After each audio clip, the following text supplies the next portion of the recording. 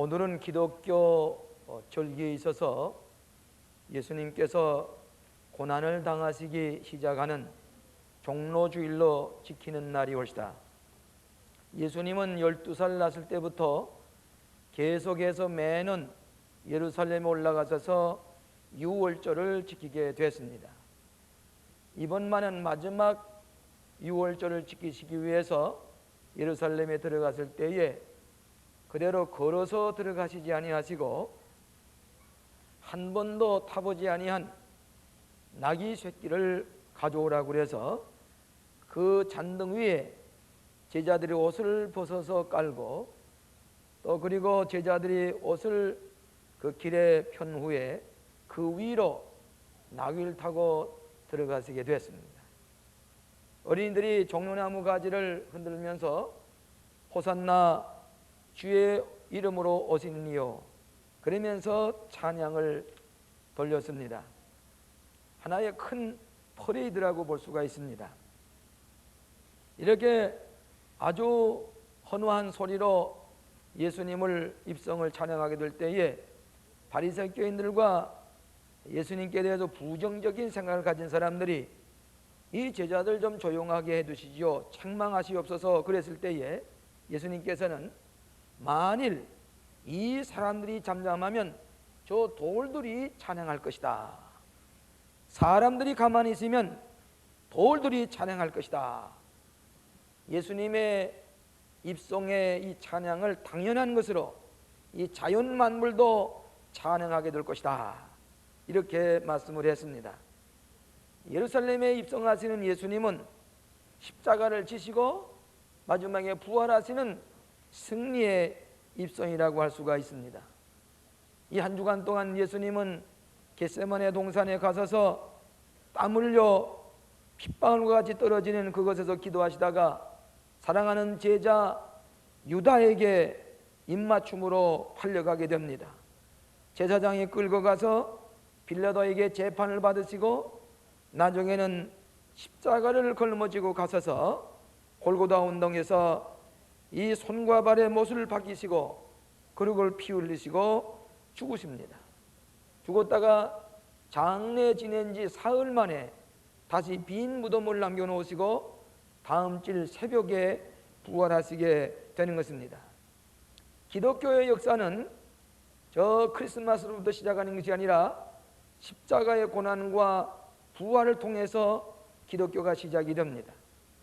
여러분, 베드로가 주는 그리스도시요 살아계신 하나님의 아들이시라고 하는 유명한 고백을 하게 될 때에 예수님께서 그 내가 아는 것이 아니라 하나님의 영이 너를 알게 했다. 그리고 너는 베드로라, 반석이라, 천국의 열쇠를 주노라, 그렇게 칭찬하셨는데 그 직후에 예수님께서 말씀하시기를 나는 이제 고난을 받고 장로들과 대제사장들에게 관원들에게 버림받아요 죽임을 당했다가 사흘 만에 부활할 것이다. 이렇게 말씀하시게 될 때에 베드로는 선생님, 어떻게 그럴 수가 있습니까? 십자가에 고난을 받고 죽으신다니 그것은 말도 안 됩니다. 그럴 수가 없습니다. 이렇게 칭찬받았던 베드로가 가난하게 될 때에 예수님께서 뭐라고 그러시는 거니? 내가 하나님의 일을 생각지 아니하고 사람의 일을 생각하는구나. 사탄아 물러가라. 너는 지금 사람의 생각과 사탄의 일을 생각한다고 하면서 예수님은 이제 고난을 받으시고 십자가에 죽으실 것을 이제 제자들에게 말씀을 하시면서 계속해서 하신 유만 말씀은 누구든지 나를 따르라고 그러거든 자기를 부인하고 그리고 제 십자가를 지고 나를 따를 것이니라. 누구든지 나와 복음을 위해서 자기 생명을 잃어버린 자는 찾을 것이요 얻을 것이요 자기의 생명을 보존하는 자는 자기의 생명을 그대로 가진 자는 잃어버릴 것이다. 기독교의 중요한 진술을 우리에게 가르쳐 주셨습니다. 윌리엄 제임스라고 하는 분이 얘기를 하기를 모든 종교에 두 가지 공통점이 있는데 하나는 인간은 무엇인가 잘못되었다고 하는 것입니다. 오늘 여러분들도 이 자연인 인간이라고 하는 것은 무엇인가 잘못되었기 때문에 고침을 받고 구원을 받아야 되겠다고 하는 이 말입니다. 그 다음에는 이 자연인간이 구원을 받아야 된다고 하는 요청, 이 두 가지. 인간은 무엇인가 잘못되었습니다. 교육을 받고 세상의 모든 사회 교육을 받아도 고장난 잘못된 인간이 고침을 받지 못하는 것을 어떻게 고쳐야 될 것인가, 어떻게 구원을 받아야 될 것인가, 여기에 종교의 필요성이 있는 것입니다. 그런데 기독교는 이렇게 고장난 인간의 비극적인 삶을 하늘 향해서 부르짖는 이 인간의 모습, 여기에 하나님께서 인간의 몸을 입으시고 있다고 오셔서 죄를 지음으로 말미암아 인간이 파괴되고 가치관이 혼돈이 되고 꿈과 비전을 잃어버리고 사회가 파괴되고 가정이 파괴되고 인간이 멸망으로 치닫게 될 때에 죄 없으신 예수님께서 우리를 대신해서 십자가에 죽으심으로 말미암아 우리를 구원해 주신 이 종교가 기독교입니다. 이것을 구원의 종교라고 그럽니다. 기독교가 다른 종교가 뭐냐? 그러면 다른 것이 무엇인가 하면 대속의 종교, 우리의 죄를 용서해 주신 종교입니다. 예수님께서 고난을 당하시고 십자가를 지시고 죽으셨다가 사흘 만에 부활하심으로 우리를 구원해 주신 이 중요한 진리를 이 고난주간에 다시 한번 우리가 깨닫고 우리의 신앙을 새롭게 하여야 될 줄로 압니다. 그래서 고난을 통한 승리라고 하는 제목으로 세 가지로 나누어서 생각을 하려고 합니다. 첫째로는 참 생명은 고난의 값을 지불해야 얻는다 하는 것입니다. 현대인은 고통이나 고난 없이 영광을 차지하려고 하는 그런 이기심에 가득 차 있습니다. 십자가도 없이 고통도 없이 부활의 영광을 차지하려고 합니다. 베드로도 신앙 고백을 한 다음에 예수님께서 고난을 당하시고 십자가를 지시고 죽으시고 사흘 만에 부활하실 것이라고 하는 것을 생각할 때에 어떤 의미에서는 구약에 나타난 메시아는 고통도 죽음도 없이 유태인을 구원할 것이라고 하는 그런 메시아 개념에서 우리 선생님은 그럴 수가 없습니다. 그렇게 간하게 될 때에 사탄아 물러가라고 말씀하셨습니다. 고난 없이 십자가 없이 영광이 없습니다. 인간의 생각으로는 고난을 당하는 것이 안 됐습니다. 그렇지만은 하나님께서는 죄 없은 예수님을 십자가에서 피를 흘리게 하셔서 고난의 대가를 지불함으로 말미암아 우리를 대신해서 고난의 대가를 지불함으로 말미암아 우리를 죄에서 사유함을 얻고 구원을 받게 하신 이 놀라운 역사를 이 고난주간에 행하신 것입니다.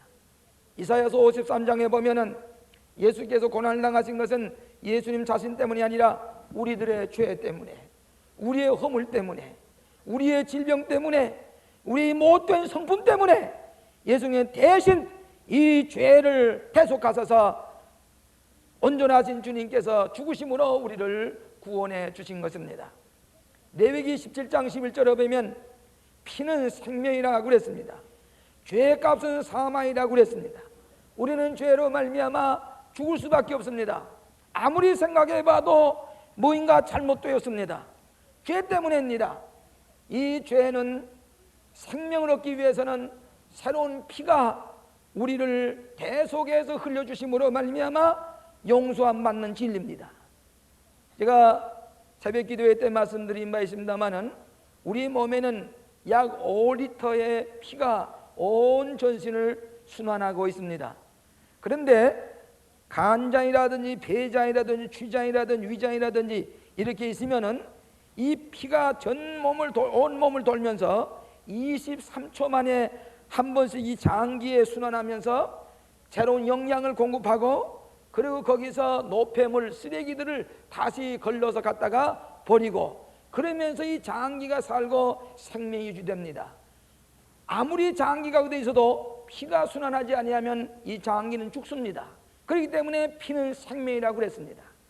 우리가 죄로 말미암아 더러워진 이런 피, 죄로 말미암아 죽을 수밖에 없는 이 타락한 인간의 죄 없으신 예수님께서 십자가에 피를 흘리게 하심으로 그 피가 우리로 하여금 새롭게 하고 구원 얻게 하시는 이 피의 진리, 구속의 진리입니다.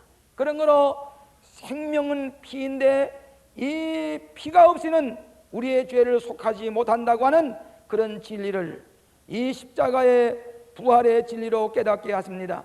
그런 거로 예수 그리스도의 피 흘리심을 신앙으로 고백할 때에 그 다음부터 부활의 축복이 오고 그 다음부터 생활의 축복이 오고 영혼의 축복이 옵니다. 예수 그리스도의 부활의 진리를 믿지 않는 사람은 후의 축복이 무엇인지 알지 못하는 것입니다. 은혜가 뭔지 알지 못하는 것입니다.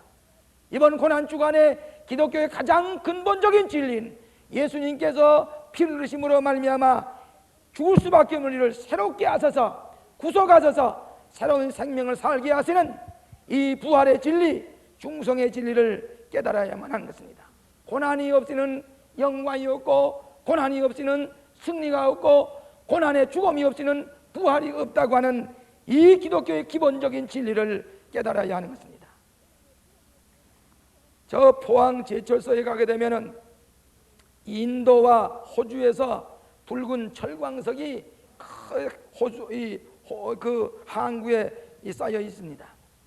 그런데 이 철광석을 저 용광로 속에 집어넣어서 풀무불 속에 들어갔다 나오게 되면은 아주 좋은 쇠가 되어서 나옵니다.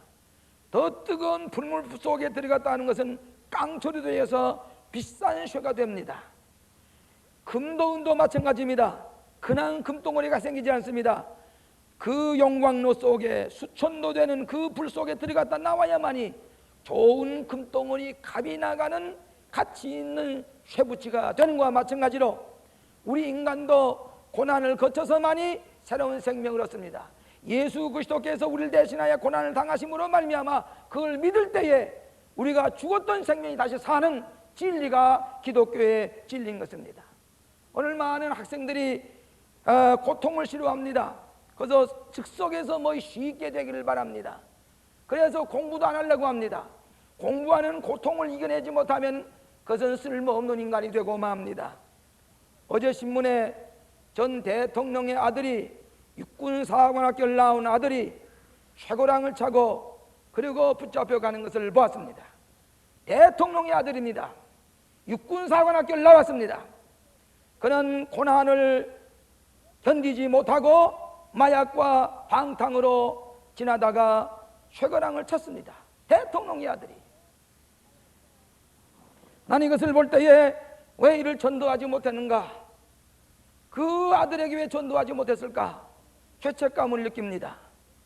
그는 아무리 아버지가 대통령이라고 할지라도 자기가 담당해야 할 고난과 고통의 값을 지불해야만이 새로운 생명을 얻게 되고 가치 있는 삶을 사는 것입니다. 이것은 생명의 원리입니다. 구원의 진리입니다. 고난을 회피하고 고난을 싫어하고 십자가를 지지 않을 때는 구원을 받을 수가 없습니다. 새 생명을 얻을 수가 없습니다. 우리 기독교는 고난을 통한 십자가를 통하여 부활의 새 생명을 얻게 하시는 위대한 기독교의 진리를 깨달아야 하는 것입니다. 우리는 이 진리를 넘어뛰어서 축복, 그 고난의 십자가 부활의 그 영광을 그냥 지나쳐버리고 거저 축복하는 것은 바른 신앙의 자리에 들어가지 못하는 것입니다. 여러분, 광야에서 불배함에 물려 죽게 되었을 때에 하나님께서 구리배암을 만들어서 높이 짝대기 달면은 그를 바라보는 사람은 죽지 아니하고 구원 얻으리라 그랬습니다. 그래서 모세가 구리배암을 만들어 높이 쳐들 때에 그것을 바라보기만 하면 고침을 받았다고 그랬습니다. 그래서 지금도 미국의 병원의 표식이 이 지폐에 이 구리배암이 걸려있는 것이 병원의 표식입니다. 마찬가지로 오늘 우리는 죄로 죽을 수밖에 없지만은 무죄하신 예수님께서 십자가에 보혈을 피는 것을 믿고 바라볼 때에 우리의 모든 죽음이 새로운 부활의 생명으로 변화되고 영생을 얻게 하는 것이 이것이 기독교의 가장 중요한 진리인 것을 깨달아야 할 것입니다. 고난이 없이는 참 생명의 가치를 알지 못합니다. 승리의 기쁨을 맛볼 수가 없습니다. 그러므로 우리는 이 고난을 값을 지불할 때에 예수 그리스도가 우리를 대신해 죽으심으로 말미암아 믿음을 가질 때에 우리는 부활의 새 생명을 얻는 진리를 믿으시기를 바랍니다. 두 번째로는 참 생명의 승리는 자기 부인에서 얻는 것입니다. 참 생명의 신은 자기를 부인할 때 얻는 것입니다. 아무든지 나를 따라오거든 자기를 부인하고 자기 십자가를 지고 나를 쫓을 것이니라. 누구든지 제 목숨을 구원고자 하는 사람은 잃을 것이요 제 목숨을 잃으면 구원을 얻으리라. 한 알의 밀이 땅에 떨어져 그대로 의시면은 열매를 맺지 못하지만은 땅에 떨어져 썩어 죽을 때에 수십 배의 열매를 맺는다고 그랬습니다. 우리 교회는 긍정적인 신앙을 주장합니다. 그러나 이 긍정적인 신앙은 막연하게 긍정적인만 아닙니다. 나를 부인하게 될 때에 도리어 내가 긍정적인 자리에 들어갑니다. 나를 부인하는 건 무엇입니까? 내 탐심, 내 욕심, 내 정욕, 죄를 지으려고 하는 경향, 이거를 부인해야 됩니다. 내가 탐심을 낳아버리고 욕심을 부리고 정욕대로 본능대로 살아가는 사람은 저급한 인생, 쓰레기와 같은 인생이 될 수밖에 없습니다. 나를 부인할 때에, 죄악적인 요소를 부인할 때에 우리는 한 걸음 한 걸음 주님에 가까이 나아가게 되는 것입니다. 그것이 자기의 부인입니다. 그러나 오늘 모든 사람들이 자기 부인을 싫어합니다. 종로주일에 예수님께서 예루살렘에 입성하신 것은 자기를 부인하고 십자가를 지시기 위해서, 골고다 언덕을 향하기 위해서 자기를 부인하시고 죽으심으로 부활의 승리를 우리에게 주시기 위해서 골고다 언덕을 향해 가신 것입니다. 사랑하시는 여러분, 내 이심을 부인해야 됩니다. 내 탐심과 내 본능과 욕심 이대로 살 때 우리는 실패하고 맙니다. 이 죄악적인 것, 이 죄 때문에 오는 갖가지 탐심과 욕심과 이기심과 이 파괴적인 것, 오늘 눈앞에 우리는 주변에서 보고 있습니다. 이것들을 부인하게 될 때에, 이것을 부인하게 될 때에 우리는 승리하는 삶을 살아가는 거, 구원을 얻게 된다고 하는 십자가의 구원의 진리입니다. 여러분, 모세는 위대한 승리의 사람입니다. 그는 자기를 부인했습니다. 이스라엘 백성들이 죄를 짓고 구원을 받지 못할 때에 출애굽기 32장 32절에 보면 합의하시면 이제 그들의 죄를 사하여 주옵소서, 그렇지 아니하면 원컨대 주의 기록하신 책에서 내 이름을 지워버려 주시옵소서. 저 이스라엘 백성이 죄를 짓는 저 사람들 구원하지 못할 바에는 내 이름마저도 다 구원해 주시고 지워버려 주시고, 내 이름은 다 구원받지 못해주고 자기를 이제 생명록에서 지워버린다고 할지라도 내 백성을 구원해달라고 하는 자기 부인이 있었을 때에, 자기 부정이 있었을 때에 모세는 위대한 승리자가 된 것입니다. 바울도 마찬가지입니다. 로마인서 9장 1절과 4절에 보면 나의 형제고 골육 친척을 위하여 내 자신이 저주를 받아 그리스도께서 끊어질지라도 원하는 말이다. 내가 그리스도에게서 끊어져서 멸망을 받을지라도 내 유태인들과 고륙 친척들이 구원을 받기 원합니다. 이 사도 바울의 자기 부인 때문에 우리들까지라도 구원을 얻게 된 것입니다. 이것이 기독교의 자기 부인이요 십자가의 진리입니다. 여러분, 이 자대전 중에 아이스비치의 포로 수용소에서 많은 사람들이 처형을 당하게 됐습니다. 그 중에 이 처형을 받으려고 나아가는 한 사람이 소리를 질렀습니다. 나는 자녀가 있습니다. 내 가족이 있습니다. 나는 기혼자입니다. 나는 이대로 죽을 수가 없습니다. 내 자식들을 위해서 나는 이대로 여긴 죽을 수가 없습니다 하고 소리를 질렀습니다. 그때에 폴란드의 신부 막스밀리안 골비라고 하는 사람이 있었는데, 이 사람이 관원에게 얘기를 하기를, 나는 혼자 있는 사람이요, 저 사람을 대신해서 저 처형을 받기를 원하는데 허락할 수가 있겠습니까? 그랬습니다. 그런데 당국에서는 이 골베라고 하는 사람의 얘기를 듣고 그 가정이 있는 기혼자 대신에 혼자 있는 신부를 저 지하 감옥 속에 감금을 해놓고 나중에는 그는 혼자서 거기서 처형을 당하고 굶어 죽게 되었다고 하는 것입니다. 누군가가 나에 대신 대속의 죽음을 죽을 때에 내가 살아나는 것처럼 예수님께서 자기를 십자가의 죽으심으로 대속하심으로 말미암아 우리를 살게 하시고 그 정신으로 나가 나이를 부인하게 될 때에 궁극적인 승리가 있다고 하는 교훈입니다. 저희 가족 가운데 순교당한 분이 한 분 계십니다. 이분은 제 고종 사촌이 되시는 장도신 목사님이라는 분입니다. 이분은 평양 고종교회 목사님으로 계셨는데 강야욱 씨라고 하는 83년에 세상을 떠난 북한의 강야욱이라고 하는 분이 목사로서 공산당의 지도층이 됐습니다.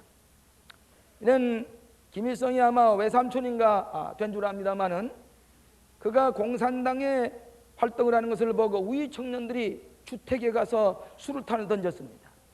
그런데 강나욱의 죽은 것이 아니고 강나욱의 딸이 그 주택에서 수류탄에 맞아 죽게 됐습니다. 그 후에 그 교회를 사임하고 김일성이가 있는 울타리 안으로 들어갔습니다. 그 대신에 누가 오셨냐면 제 형님이 고종교회에 부임하게 됐습니다. 그러고 와서 그 교회를 봉사하는데 그 박해 중에도 흰옷을 입고 그 언덕에 기림리 언덕에 높은 고종교회에 모여서 예배드리는 모습을 저는 종종 보았습니다. 우리 형님은 기독교 연맹을 반대했습니다. 김일성의 지시를 따르지 않았습니다. 점점 위험한 지경에 이르렀습니다. 많은 목사님들이 남한으로 월남을에 갔습니다. 그 양떼들이 갈 바를 알지 못하고 방황하게 됐습니다. 많은 사람들이 더 이상 있으면 당신은 체포당해서 순교할는지 모르니 월남을 하지 않아야 되겠느냐고 갖가지 얘기가 들어왔습니다. 이때 장도신 목사님은 해주짝으로 내려왔습니다. 그리고는 남한 땅, 자유로운 땅을, 바다 건너 땅을 유심히 바라보았습니다. 그리고 한숨을 지으면서 내가 가져 양떼를 버리고 자유의 땅으로 월남할 것인가, 돌아가서 내 양떼를 위해서 목숨을 걸고 목회를 할 것인가. 며칠 동안을 바다 건너 자유의 땅을 바라보다가 다시 주섬주섬 보따리를 싸지고 평양으로 들어갔습니다. 그리고는 양떼를 돌보기 위해서 부지런히 신방을 다녔습니다. 한 번은 기림리 역전에서 전차에 내려서 신방 가려고 하는 골목길에서 이 북한 정보원에게 붙잡혀서 영영 소식이 없이 저 시베리아 벌판에 가서 순교를 당하고 말았습니다. 나는 때때로 이 자유의 땅에 있으면서도 어려움을 당할 때마다 우리 형님은 순교를 당했는데, 자기를 부인하고 십자가를 지고 순교를 당했는데 오늘 나는 무엇을 하고 있는가? 어떻게 살 것인가? 자기를 부인하고 십자가를 지고 그리스도의 진리의 바른 모습을 나타내 보인 것을 기억하게 됩니다. 오늘 누군가가 자기를 부인하고 십자가를 질 때에 생명을 얻는 사람들이 생기고 승리의 삶을 살게 되는 것을 믿을 때에, 사랑하시는 여러분, 나를 따라오라던 자기를 부인하고 제 십자가를 지고 나를 따르라고 하시는 이 진리를 고난주간에 다시 한번 우리가 새겨보게 될 때에 우리는 참 제자의 삶을 살게 된다고 하는 교훈입니다. 마지막으로 참 제자의 그런 십자가를 질 때 부활의 영광을 얻는다는 것입니다. 여러분, 예수님의 마지막 예루살렘에 입성하시는 것은 십자가를 지고 부활의 승리를 얻기 위해서 예루살렘으로 입성하셨습니다. 예수 그리스도께서는 세상의 죄를 지시고 십자가에서 보혈을 흘리시고 부활의 영광을 얻었습니다. 여러분, 다른 종교 공자님도 우리를 위해서 피 한 방울 흘릴 수가 없었습니다. 그다 우리와 똑같은 죄인들이기 때문입니다. 석가열도 우리를 위해서 피 한 방울 흘리질 못했습니다. 마호메트도 마찬가지입니다. 예수님만이 33세에 죄 없으신 몸으로 십자가에 피 흘리심으로 우리를 대속해 주시고 그리고 부활하셨습니다. 십자가의 죽음 없이는 부활이 없습니다. 십자가에 있었기 때문에 부활이 있습니다. 죄 없은 예수님이기 때문에 부활하셨습니다. No cross, no crown. 십자가 없이 멸관은 없습니다. 그렇기 때문에 예수님께서 우리에게 아무든지 나를 따라오려거든 자기를 부인하고 십자가를 지고 나를 쫓을 것이니라. 누구든지 제 목숨을 구원코자 하면 잃을 것이요 누구든지 나와 나의 복음을 위하여 제 목숨을 잃으면 구원을 얻으리라. 기독교의 역설적인 진리를 다시 한번 체험하는 고난주간이 되어야 하겠습니다. 독일의 유명한 목사였던 마틴 니무로라고 하는 사람이 있습니다. 이 사람은 히틀러를 반대하다가 다카오 수용소에 감금이 됐습니다. 저는 이 목사님의 설교를 직접 그에게 들은 적이 있습니다. 많은 사람이 처형을 당해가는데 마지막에 그 처형장으로 끌려가는 모습 속에서 인생의 위대한 교훈을 얻었다고 그는 말했습니다. 마지막에 두 가지 태도를 가진 사람이 있는데, 하나는 마지막은 밧줄을 목에 걸고 마지막은 뭐라고 얘기하고 가느냐? 어떤 사람은 오 아버지요, 저들의 죄를 용서하여 주옵소서. 예수님처럼 모든 사람의 죄를 용서해 달라고 기도하면서 밧줄에 목이 매여서 세상을 떠난 사람이 있고, 어떤 사람은 저주하고 분노를 터뜨리고 그러고서 세상을 떠난 사람이 있었다 그랬습니다. 니물러 목사님은 계속해서 말하기를, 만일에 예수께서 십자가상에서 원망과 저주로 생명을 거두었다고 할 것 같으면 부활도 없고 신약성서도 없고 교회도 없고 기독교의 역사도 없었을 것이라고 얘기를 했습니다. 마지막으로 제가 어렸을 때에 주일학교 선생님에게 들은 말씀, 제 마음속에 늘 기억하고 있는 말씀이 있습니다. 미국의 어느 시골에 교회 학교에 잘 다니는 어린 학생이 있었는데, 이 학생은 늘 걸어서 기차 연변으로 걸어서 통학을 하게 되었습니다. 한 번은 밤새 비가 많이 내렸습니다. 이 학생은 여전히 책가방을 들고 철로 연변으로 걸어서 학교에 통학하게 될 텐데, 그런데 가다 보니까 지난밤 밤후에 홍수로 말미암아 이 철로길이 끊어졌습니다.